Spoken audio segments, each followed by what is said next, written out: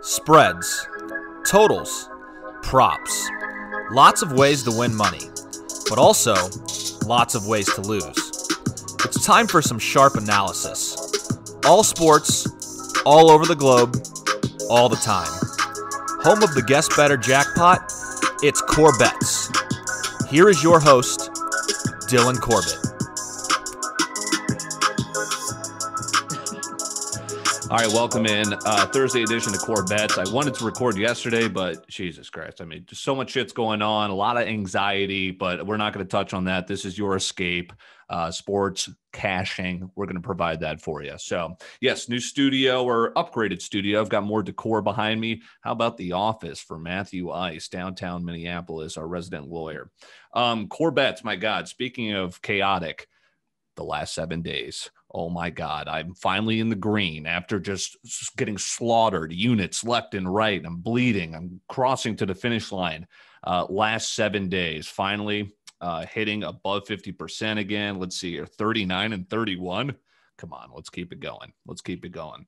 Matt, let's start with you. You've got college hoops. Again, you're just steady. I mean, the last 30 days, you were just continuously steady, hitting at that almost 60% rate. College hoops, your forte. What do you got today?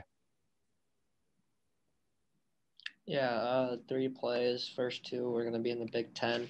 I took this one earlier today. Wisco -8. I see that line is up to 9. That's okay. I like that all the way up to -12, honestly. Not going to really get into the details just because these are teams we keep betting over and over again, and Right. For good reason. I don't like Indiana. I do like Wisconsin. Don't like them from a betting standpoint. I also fucking hate Indiana because they're the Hoosiers. But yes, Wisconsin here with a nice win here. Iowa -5 against Maryland. I don't even know what they did their last time out, Iowa, but I do know what Maryland did, and that was shit the absolute bed against Indiana. Yep. They don't have enough firepower to keep up with Iowa, and Iowa, who obviously they typically don't defend, they're actually playing a little bit better defense this year, especially late, and they're actually a better defensive team. I don't think Maryland keeps up with them. And then, yes, you already know, Gonzaga against BYU. When you bet this Gonzaga team, the number does not matter. -17 here. I mean, in their conference, they're in the conference now.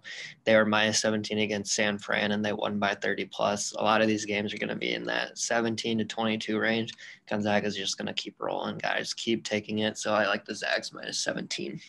Love it. Yeah, college hoops is really going to take over kind of the sports atmosphere once NFL football's done. I've got just 2 plays so far. I'm keeping an eye on a couple of totals, seeing how that's going out, but I have locked in 2 totals. Jesus Christ, these games are getting late. I miss Mountain Time. This one tips off at 8 Central. How about Washington, Stanford? 40% of the tickets, okay, the non-public side, this line has gone up 4 points.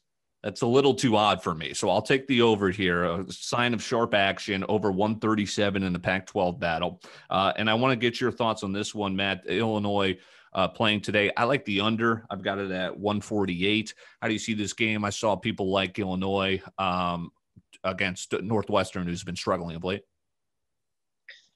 Yeah, I don't know what to think of this in terms of the total. I get too frustrated on totals too easily. You know, if you have an over and they just can't hit the broadside of a barn, or you have the under and they literally don't miss. That just happens too often to me. I would have to think, though, that overs are hitting more often for Illinois. That said, they are starting to play better defensively. That's their biggest problem in the 3 games they've lost this year, albeit to good opponents. They just haven't defended well. So I think they do lock it in tonight. Northwestern is a good team, a very good team. That's why I am not on Illinois to cover. Yeah, 6.5, right? Yeah. Northwestern coming off a blowout loss against Michigan. So I do think they bounce back and put up a good effort. Northwestern would consider Illinois like their biggest rivals. In-state schools, Illinois doesn't view it like that by any means, but Northwestern probably gets up for an Illinois game more than any other game on their schedule in a year. Right. All right, lastly, before we get you out of here, I've got some NBA plays. First, I'm taking the T-Wolves against the Trailblazers, one of the lesser teams against the number. I like Minnesota with a big number there on the road. Okay, so I've got the 2002 Lakers Western Conference champs flag here. Yes, I used to be a Laker fan, Kobe Bryant, when I was young. But now I've learned, and I've listened to the Whistleblower podcast, basically how rigged that series was, where they beat the Kings and eventually had the three-peat, which ended Shaq and Kobe. Something's going on here. And I just picked up on this. So the Action Network has this tab that literally keeps track of all the referees in the NBA and how they are to over-unders and home against the number. Okay, Dallas and Denver tonight. I've been using this the last couple of days, probably why I'm hot. This guy, John Goebel, is 5-1 to the under, and his partner, all right, it's a she, Ashley Moyer-Geich, 4-1 to the under. This line's moved 3 points. Let's go under. I mean, that's what I'm doing here. Something's Well, they don't call fouls. Exactly. I mean, listen, have you listened to the Whistleblower podcast? Mm-hmm. It's fascinating. It's surrounded basically Tim Donaghy, but there's a lot of referees that were hanging out with Donaghy that are still here. Scott Foster, you name it. And there's something going on in the NBA. So I'm going to play here the under Dallas and Denver. So, yeah, and then the other one I like is the T-Wolves.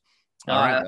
I like that you pointed that out. Ty is too, but we're pretty familiar with some officials in college because you just keep seeing them over and over. And officials, at least in basketball, have a lot bigger impact on totals, numbers, games than people realize. Just think about, who knows if it's dirty, if it's all just a game, but just you hear about tennis matches being fixed, in all overseas, Serie A, obviously.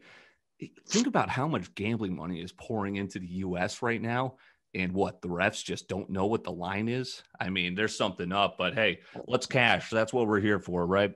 Guest Bettor Eric Perez will debut with us tomorrow, so we're excited about that. Don't worry, I'm still putting money into the jackpot. That's going to be a brutal Venmo, but a lucky winner once that we finally give that away, right? He's Matt Cruz, and I'm Dylan Corbett. Let's cash on a Thursday. I'm hot.